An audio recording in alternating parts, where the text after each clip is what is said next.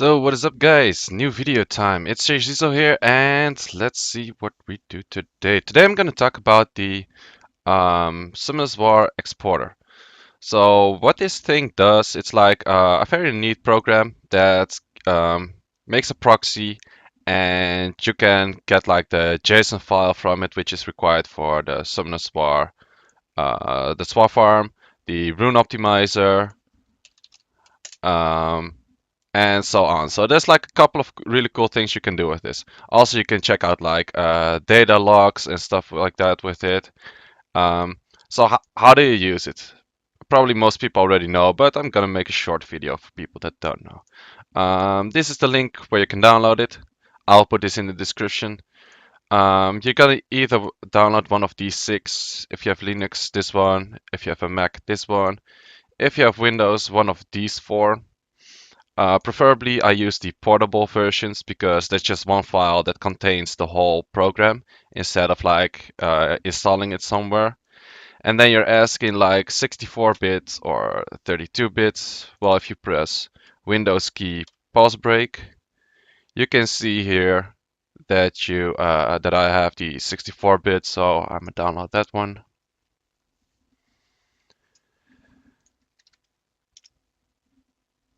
This is the location where I have it downloaded already, so I can use that one.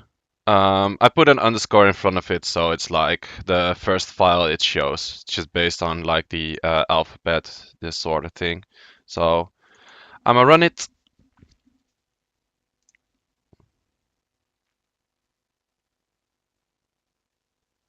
There it is. It already has my settings. Normally it will show up like this.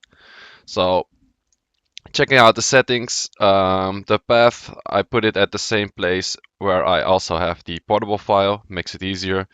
Just on the desktop, I'm too lazy to look for anything.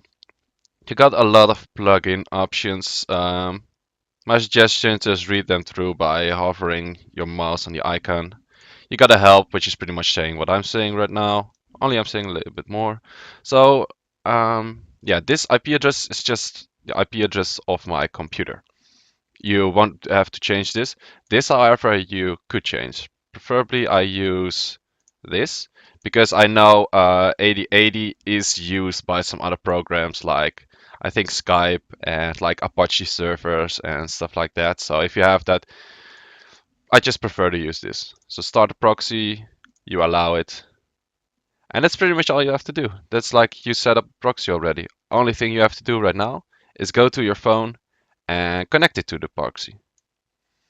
My phone is in Dutch, so I'm gonna translate. So I went to Wi-Fi. I'm holding my mouse on the Wi-Fi that's currently in use. No, not like this. Like this, yes. Then you have like the options like network settings. We're going into advanced settings. Proxy, we're gonna do it manual. And here we're going to write down the IP address of the computer. So for me it's 100. For you it's probably something else. So don't fill in 100. Fill in what's in here. And then a little bit below that you have the proxy port.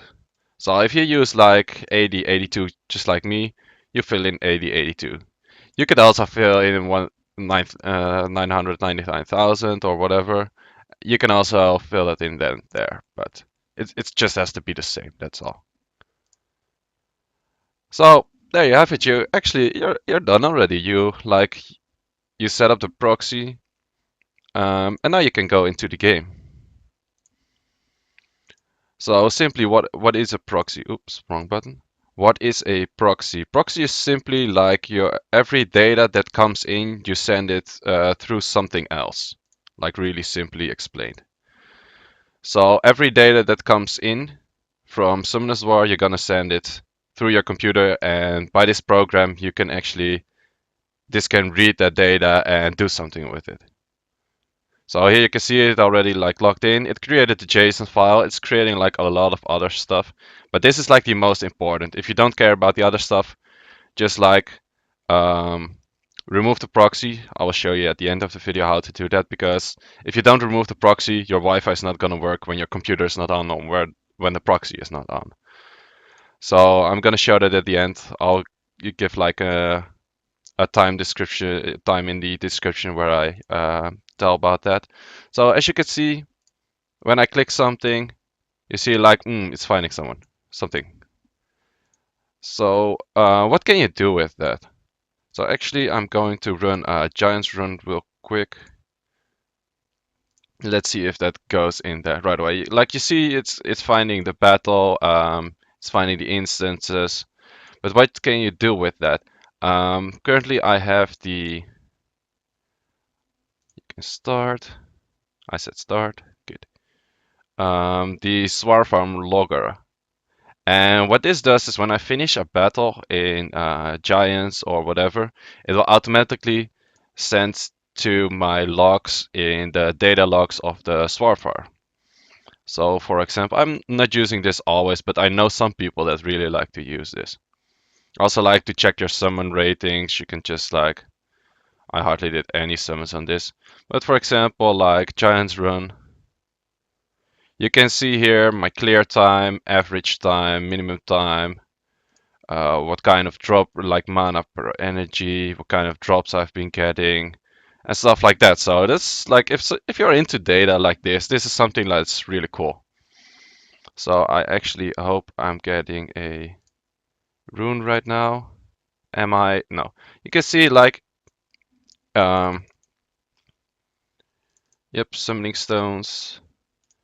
You can see that it's locked successfully and that it's trying to get another one. I want to get like a rune and show you that what happens with a rune, because this thing also can read right away if this rune is like which quality it is, what's the maximum potential and stuff like that. So that's really cool. And also for the rune optimizer, you can see like I just created this file. This is just like a moment ago. I can import this. You can use the rune optimizer. I already have a video about how to use the Rune Optimizer, but that one is like 10 months old. I'll also put it in the description. I'm planning this weekend to make a new video about that. Simply because like there's so many updates coming out of it. There's like so many cool features to talk about. So that's really something I wanna get a new video on. So let's see if we can get a rune this time. Also, if you guys, yeah, there you have it. Like, it's an energy rune. You can even see that I got an energy rune even before the thing ended. So, but you can also see it's probably like quite a shitty rune. See, shitty rune. But yeah, that's like the cool stuff you can do. But yet, the most important thing is, of course, getting the JSON file that you can work with on other programs. And something that you really have to do, like if you're not using the proxy, um, like if your computer's not on, your phone will still try to connect through the proxy. Like even going to Google Chrome, it will still try to connect through the proxy. So you have to remove it, else this Wi-Fi is not working anymore. So you go simply you go the same way she did to set it up, and you say to proxy and you say none. This means none. You save it, and there you have it. Your phone will still work even if this thing is closed. So if you have any questions or want to know about any specific things, please let me know in the comments, and I hope you like this video.